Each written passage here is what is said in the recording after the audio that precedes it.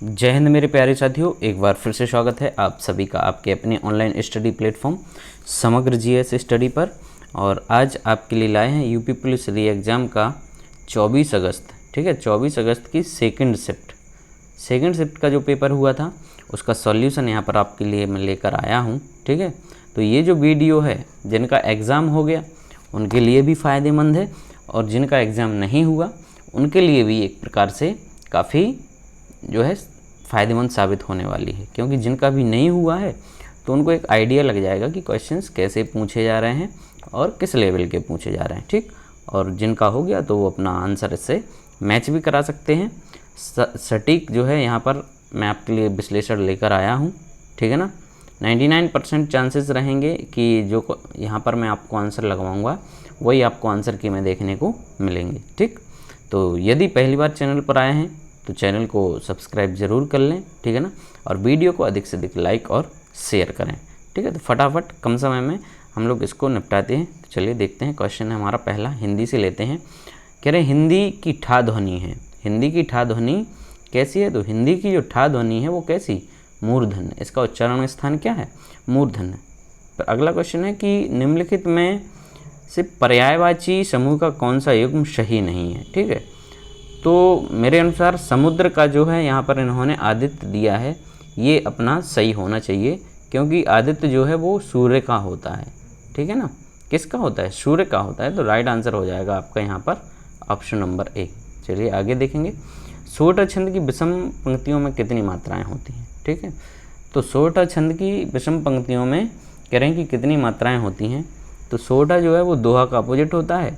दोहा में होता है आपका 13-11। ठीक है ना, तो उसमें होगा 11-13, तो विषम होंगी आपकी। ठीक है, 11 होगा। राइट आंसर होगा यहाँ पर ऑप्शन नंबर डी। नेक्स्ट है, अंधा योग किसकी कृति है? देखिए मैंने ये आपको कई बार बताया है, वही आपको आ भी गया था क्वेश्चन। यदि आप लोग प्रॉपर तरीके से वीडियो देख रहे होंगे तो ये बी धर्मवीर भारती की रचना है। राइट आंसर हो गया ऑप्शन नंबर बी। 62 है, विग्रह की दृष्टि से दिए गए विकल्पों में कौन सा विकल्प अनुचित है? अनुचित यहाँ पर कह रहे हैं कि कौन सा विकल्प होगा? जल की धारा, देश पर निकाला, वन में बास, चंद्र का प्रकाश। ठीक है, तो देश पर निकाला नहीं होता, देश से निकाला होता है। बी यहाँ पर राइट आंसर हो जाएगा। ठीक है ना, चलिए आगे बढ़ते हैं। अगला क्वेश्चन देखेंगे अपन। क्वेश्चन है कि घोड़दौड़ किस समास का उदाहरण है? तो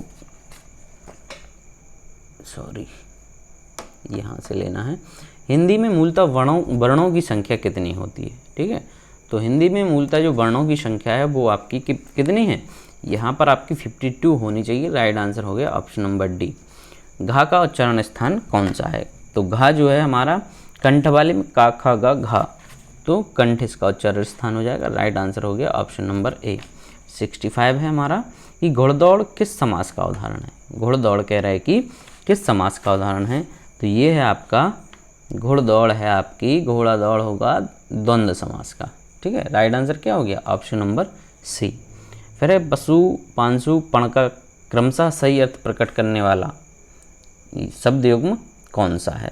ठीक है, तो यहाँ पर आपका जो है पशु बी वाला होगा, जानवर, मूल और प्रतिज्ञा। बी हमारा यहाँ पर राइट आंसर हो जाएगा। नेक्स्ट है, आ उपसर्ग से बना शब्द है, इसमें से आ उपसर्ग से बना शब्द कौन सा है?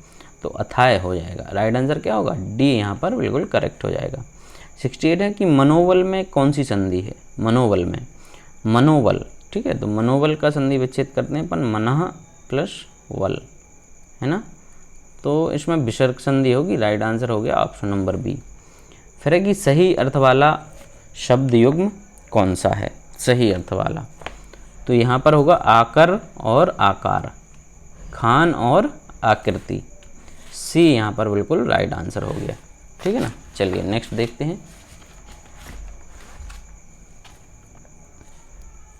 अमई का पर्यायवाची शब्द। ठीक है, अमई आपका होता है अमृत का, तो सुधा यहाँ पर ऑप्शन नंबर ए करेक्ट होगा।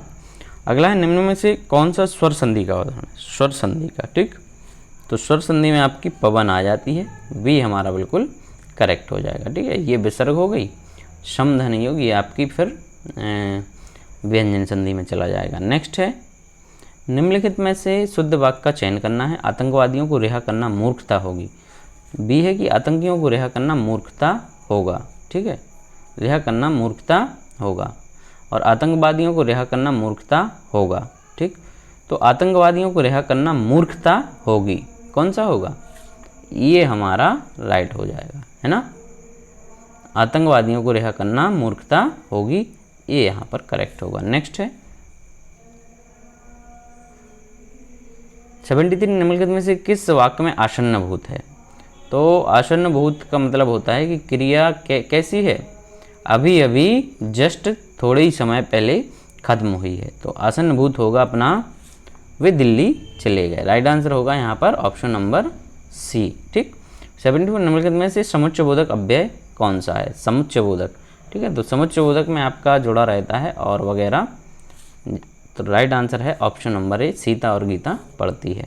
नेक्स्ट है कि कंजूसी से धन व्यय करने वाले के लिए एक शब्द क्या होता है? तो कंजूसी से जो धन व्यय करता है उसके लिए जो एक शब्द होता है वो होता है कृपण। डी यहाँ पर आपका राइट आंसर हो गया। नेक्स्ट, अब गीदड़ का स्त्रीलिंग क्या होगा? तो ये क्वेश्चन थोड़ा है, बताइए कैसे कैसे गीदड़ का कह रहे गीदड़, ऐसे कौन पूछता है भाई? गीदड़ का गीदड़ तो होगा नहीं, गीदड़िया, गीदड़न और गीदड़ी। तो मेरे हिसाब से जहाँ तक है गीदड़न होना चाहिए। ठीक है ना, सी मेरे हिसाब से यहाँ पर सही होना चाहिए। बाकी देखते हैं आयोग इसको क्या देता है, सी या डी में से कोई एक देगा। ठीक है, और 99% चांस है कि गीदड़न होना चाहिए। ठीक, चलिए 77 है, जो क्रिया अभी हो रही है उसे क्या कहते हैं? जो क्रिया अभी हो रही है कह रहे हैं कि उसको क्या कहेंगे? तो अभी हो रही है, अपूर्ण वर्तमान होगा। राइट आंसर हो गया ऑप्शन नंबर ए। लोकायतन कृति के लिए सोवियत लैंड नेहरू पुरस्कार किसे दिया गया था? लोकायतन कृति के लिए ये जो पुरस्कार दिया गया था ये सुमित्रा नंदन पंत को दिया गया था। राइट आंसर हो गया ऑप्शन नंबर सी। चलिए नेक्स्ट है कि निम्नलिखित में से कौन सा जोड़ा समरूपी भिन्नार्थक है? समरूपी भिन्नार्थक इनमें से कौन सा जोड़ा है? तो अवधि और अवधि ये एक भाषा है और इसका मतलब होता है कालखंड से संबंधित। तो राइट आंसर यहाँ पर सी हो गया। नेक्स्ट है कि चरण कमल में समास कौन सा है? चरण कमल यानी कमल के समान है जो चरण, तो कर्मधारय समास होगा इसमें। राइट आंसर हो गया ऑप्शन नंबर सी। 81 सरोज शब्द का पर्यायवाची शब्द चयन कीजिए। जो सरोज आपका किसका है? सरोज होता है कमल का, एक और होता है आपका Arvind. Right answer option number B. चलिए नेक्स्ट है अस्थिर विचार वाला व्यक्ति कुछ भी नहीं कर पाता कि भाव को अभिव्यक्त करने वाली सही कहावत कौन सी होगी? ठीक है, तो उसका सही है तो दुबदा में दोनों गए माया मिली ना राम। दुबदा में दोनों गए माया मिली ना राम, सी हमारा बिल्कुल करेक्ट हो जाएगा। नेक्स्ट है कबीर की उलटबांसियों में कौन सा रस प्रमुख है? कबीर की उलटबांसियों में कौन सा रस प्रमुख है? तो इनमें है आपका अद्भुत रस। राइट आंसर होगा ऑप्शन नंबर ए। कबीर की उलटबांसियों में अद्भुत रस है। इंद्रियों का विशेषण क्या होगा? इंद्रिय का विशेषण कह रहे हैं कि क्या होगा? तो इंद्रिय का विशेषण होता है इंद्रिय। इंद्रिय राइट आंसर होगा ऑप्शन नंबर बी। नेक्स्ट देखते हैं के लिए कारक का चिन्ह है। के लिए किस कारक का चिन्ह है? तो के लिए है आपका संप्रदान। ठीक, राइट आंसर हो गया ऑप्शन नंबर ए। 86 निम्नलिखित में से कौन सा पुल्लिंग है? यहाँ पर बताना है माया, आभार, दया और भाषा। आपका बहुत बहुत आभार व्यक्त करते हैं, बी होगा जो वो पुल्लिंग हो जाएगा। नेक्स्ट अनुरूप में कौन सा समास है? अनुरूप मतलब के अनुसार या अनुरूप, तो आपका होगा यहाँ पर अवयवी भाव, बी बिल्कुल राइट आंसर हो जाएगा। नेक्स्ट है निम्नलिखित में से सही लोकोक्ति का चयन कीजिए। ना 9 किलो तेल होगा ना राधा नाचेगी, तो सही लोकोक्ति है ना 9 मन तेल होगा ना राधा नाचेगी, बी बिल्कुल राइट आंसर हो गया।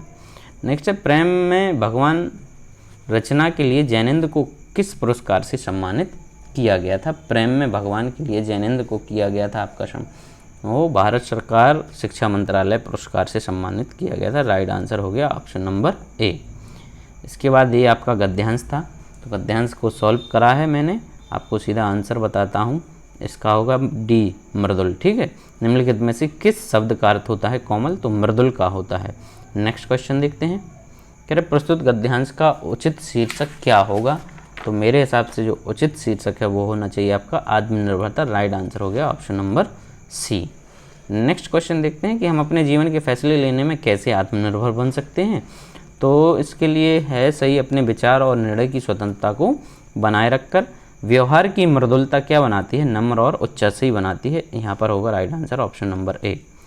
फिर कि निम्नलिखित में से कौन सा विकल्प सूक्ति है। सूक्ति मतलब कम शब्दों में किसी सारगर्भित चीज़ को कह देना, वो सूक्ति कहलाता है। जैसे कोई संदेश दे देना, किसी पुरुष की दृष्टि सदा नीची रहती है, और उसका सिर कभी ऊपर ना होगा। जिस पुरुष की दृष्टि सदा नीची रहती है, उसका सिर कभी ऊपर ना होगा। तो हमारे अनुसार यहाँ पर बी राइट आंसर होना चाहिए। नेक्स्ट, मानव अधिकार संरक्षण। अब यहाँ से आपका जीके जीएस आ गया है, ठीक है, तो इसको भी सॉल्व करते हैं।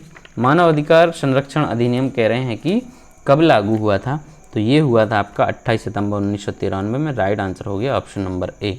नेक्स्ट क्वेश्चन है, भारत में कैशलेस अर्थव्यवस्था को भारत सरकार की ... पहल के साथ बढ़ाया गया था।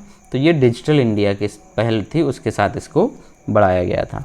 नेक्स्ट है कि किस प्राचीन भारतीय ग्रंथ को आयुर्वेद का विज्ञान के नाम से जाना जाता है। तो आयुर्वेद का जो विज्ञान है वो चरक संहिता को जाना जाता है। राइट आंसर हो गया ऑप्शन नंबर सी। फिर कि किस दिन को अंतर्राष्ट्रीय शांति दिवस के रूप में मनाया जाता है। अंतर्राष्ट्रीय शांति दिवस के रूप में कौन सा दिवस मनाया जाता है। तो राइट आंसर होगा आपका ऑप्शन नंबर ए 21 सितंबर को, ठीक है, 21 सितंबर। नेक्स्ट है, भारत की पहली महिला प्रधानमंत्री कौन थी। तो ये बिल्कुल सिंपल हो गया, श्रीमती इंदिरा गांधी जी थी। नेक्स्ट है, भारतीय संविधान के किस अनुच्छेद में पंचायतों की स्थापना का प्रावधान है। तो पंचायतों की स्थापना का प्रावधान किया गया आर्टिकल 243 में, ठीक है, 243 में किया गया है। 119वां देखेंगे, किस दिन को मौसम विज्ञान दिवस के रूप में मनाया जाता है। मौसम विज्ञान दिवस के रूप में मनाया जाता है आपका 23 मार्च। राइट आंसर हो गया ऑप्शन नंबर डी, ठीक है। तो यहाँ पर देखने वाली बात ये है कि आपके लिए दिवस के क्वेश्चन काफ़ी पूछे जा रहे हैं, ठीक है, तो ये आपको तैयार करके ज़रूर जाना है। नेक्स्ट है, निम्नलिखित में से कौन सा भारत में सबसे बड़ा खाद का उत्पादक है। तो खाद का सबसे बड़ा उत्पादक है इफ़को, ठीक है, Indian Farmer Fertilisers Cooperative Limited. Right answer हो गया आपका ऑप्शन नंबर ए। नेक्स्ट है, साइबर सुरक्षित भारत पहल किस वर्ष शुरू की गई थी। ये जो पहल थी वो 2018 में शुरू की गई थी। कब की गई थी, 2018 में। G20 देशों में जी अक्षर का क्या मतलब होता है, जी का, ठीक, तो ग्रुप ऑफ 20 है, ये ग्रुप ऑफ का 20 है। राइट आंसर हो गया ऑप्शन नंबर डी। नेक्स्ट, क्षेत्रकार आधारित अनुसंधान को इस प्रकार वर्गीकृत किया गया है। तो क्षेत्रकार अनुसंधान को एम्पेरिकल, ठीक है, यानी प्रयोग सिद्ध। राइट आंसर होगा आपका ऑप्शन नंबर सी। नेक्स्ट, पूर्व राष्ट्रपति डॉक्टर अब्दुल कलाम की PURA, ठीक है, ये पूरा योजना है, इसको बोलते हैं अपन लोग पूरा, ठीक है। ये पूरा योजना जो है वो है आपकी ग्रामीण क्षेत्रों में शहरी सुविधाएं उपलब्ध कराना। राइट आंसर हो गया ऑप्शन नंबर डी। 125, दुनिया भर में आपदा जोखिम में कमी के लिए दिशा निर्देश और सहायता प्रदान करने के लिए कौन सा संगठन जिम्मेदार है। तो UNDRR। कौन सा संगठन है, UNDRR, United national office for disaster risk reduction, इसका फुल फॉर्म होता है। राइट आंसर हो गया option number D. 126, an era of darkness पुस्तक किसने लिखी थी। एन एरा ऑफ डार्कनेस पुस्तक लिखी थी, किसके द्वारा लिखी गई है, शशि थरूर के द्वारा। डी बिल्कुल करेक्ट है। ग्रीन हाउस गैसेस क्या हैं। तो ग्रीन हाउस गैसेस हैं gas that emits and absorb infrared radiation, gas जो अवरक्त विकिरण उत्सर्जित करते हैं और अवशोषित करते हैं। राइट आंसर हो गया ऑप्शन नंबर सी। प्रत्येक पंजीकृत आपूर्तिकर्ता को दी गई पहचान संख्या वो क्या कहलाती है। तो कहलाती है GS10, ठीक है, GS10 इसका वी बिल्कुल राइट आंसर हो गया। नेक्स्ट है, बाजरे का जो है सबसे बड़ा उत्पादक राज्य कौन सा है। बाजरे का तो राजस्थान है। राइट आंसर होगा आपका ऑप्शन नंबर सी, ठीक है। आगे बढ़ते हैं, नरौरा परमाणु विद्युत संयंत्र उत्तर प्रदेश के किस जिले में स्थित है। नरौरा जो है बुलंदशहर में। करेक्ट आंसर हो गया ऑप्शन नंबर ए। 131, यूनाइटेड किंगडम की आधिकारिक मुद्रा क्या थी। तो इसकी आधिकारिक मुद्रा है आपकी क्या है, पौंड है, पौंड स्टर्लिंग। राइट आंसर हो गया ऑप्शन नंबर बी। फिर है कि मैंग्रोव वितरण मुख्य रूप से अंडमान और निकोबार द्वीप समूह के निम्नलिखित भागों में से किस में पाया जाता है। तो मैंग्रोव जो वन हैं वो आपके मोस्टली पाए जाते हैं कहाँ पर। तो ये पाए जाते हैं आपके उत्तरी अंडमान में। कहाँ पर साथियों? उत्तरी अंडमान में। राइट आंसर हो गया ऑप्शन नंबर ए। 133 देखेंगे, संयुक्त राष्ट्र सुरक्षा परिषद की भूमिका क्या है? तो संयुक्त राष्ट्र सुरक्षा परिषद की भूमिका है to maintain international peace and security, अंतर्राष्ट्रीय शांति और सुरक्षा को बनाए रखना। डी बिल्कुल करेक्ट आंसर हो गया। नेक्स्ट, NOAA का मतलब क्या है? NOAA का मतलब कह रहे हैं कि क्या है, तो इसका मतलब होता है राष्ट्रीय समुद्री और वायुमंडलीय संचालन, यानी national oceanic and atmospheric administration. Right answer हो गया ऑप्शन नंबर बी। नेक्स्ट देखेंगे, कौन सा भारतीय राज्य चाय का प्रमुख उत्पादक है? तो चाय का प्रमुख उत्पादक असम में चाय सबसे अधिक उत्पादित की जाती है। राइट आंसर हो गया ऑप्शन नंबर डी। नेक्स्ट है कि जम्मू और कश्मीर में वॉर अगेंस्ट वेस्ट के लिए राजदूत के रूप में सितंबर 2023 में किसे नामित किया गया था? विद्या बालन, विश्वनाथ आनंद, सचिन तेंदुलकर, कैप्टन बाना सिंह। इनको क्यों करा जाएगा भाई? किसको किया गया था? कैप्टन बाना सिंह को। राइट आंसर हो गया ऑप्शन नंबर डी। फिर की कोशिका में राइबोसोम का मुख्य कार्य क्या है? राइबोसोम का कोशिका में मुख्य कार्य क्या होता है? तो राइबोसोम का कोशिका में मुख्य कार्य होता है प्रोटीन सिंथेसिस का, यानी प्रोटीन संश्लेषण। राइट आंसर हो गया ऑप्शन नंबर डी। 130, पेनिसिलिन की खोज जिसने चिकित्सा में क्रांति ला दी का श्रेय इन्हें दिया जाता है? तो पेनिसिलिन की खोज जो करी थी वो की थी किसने? अलेक्जेंडर फ्लेमिंग ने। राइट आंसर हो गया आपका ऑप्शन नंबर ए। आगे बढ़ते हैं। 139, वह धन है जो वैध तरीकों से अर्जित किया जाता है और इसका हिसाब किताब रखा जाता है, जिसके लिए आयकर या अन्य कर का भुगतान किया जाता है। तो ऐसी मनी को हम लोग व्हाइट मनी या सफ़ेद धन कहेंगे। राइट आंसर होगा आपका ऑप्शन नंबर सी।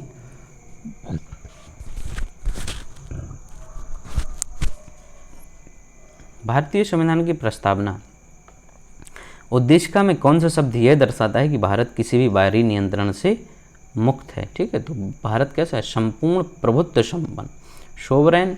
सी हमारा यहाँ पर राइट आंसर हो जाएगा। नेक्स्ट, भारत में निम्नलिखित में से कौन सा पठार अरावली और विंध्य क्षेत्र के बीच स्थित है? तो अरावली और विंध्य क्षेत्र के बीच होगा स्थित आपका मालवा का पठार। डी बिल्कुल यहाँ पर राइट आंसर होगा। नेक्स्ट है, ज्यामिति के जनक के रूप में किसे जाना जाता है? तो ज्यामिति के जनक हैं आपके यूक्लिड। राइट आंसर हो गया कौन सा? Option number D. 143, social media संचार में एनालिटिक्स टूल्स विश्लेषण उपकरण का उपयोग करने का प्राथमिक लाभ क्या है? तो विश्लेषण टूल्स का होगा मेजरिंग परफॉर्मेंस, यानी प्रदर्शन को मापना। राइट आंसर होगा यहाँ पर ऑप्शन नंबर ए। नेक्स्ट है कि भारत में किस अधिनियम ने गैर कानूनी और आतंकवादी गतिविधियों से निपटने के लिए रूपरेखा प्रदान की है? तो ऊपा है वो, UAPA। राइट आंसर हो गया ऑप्शन नंबर बी। चलिए नेक्स्ट देखेंगे, भारत रूस वार्षिक शिखर सम्मेलन का महत्व क्या है? ठीक है, भारत और रूस का जो वार्षिक शिखर सम्मेलन होता है उसका महत्व होता है रणनीतिक साझेदारी और रक्षा सहयोग को मजबूत बनाना।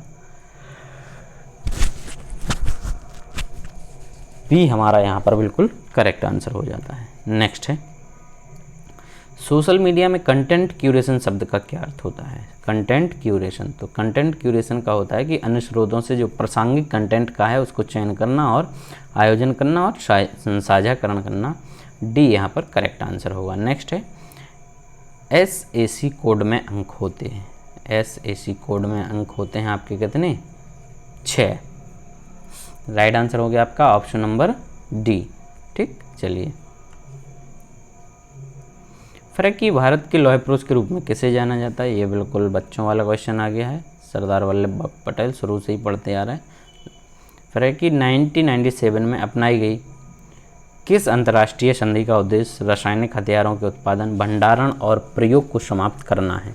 ठीक है, तो कौन सी संधि थी ये? तो ये थी आपकी संधि CWC, रासायनिक हथियार सम्मेलन। सॉरी, करेक्ट आंसर है हमारा यहाँ पर ऑप्शन नंबर बी। अंतिम क्वेश्चन है जो कि बिल्कुल हलवा क्वेश्चन है। भारत ने ब्रिटिश शासन से किस वर्ष में स्वतंत्रता प्राप्त की थी? तो ये तो प्रत्येक भारतीय को आना चाहिए। ठीक है, 1947। राइट आंसर हो गया आपका ऑप्शन नंबर डी। तो ये रहा आपका सेकंड शिफ्ट का एग्ज़ाम था 24 अगस्त का। तो कैसा लगा आप लोगों को कमेंट करके ज़रूर बताएं। Thank you.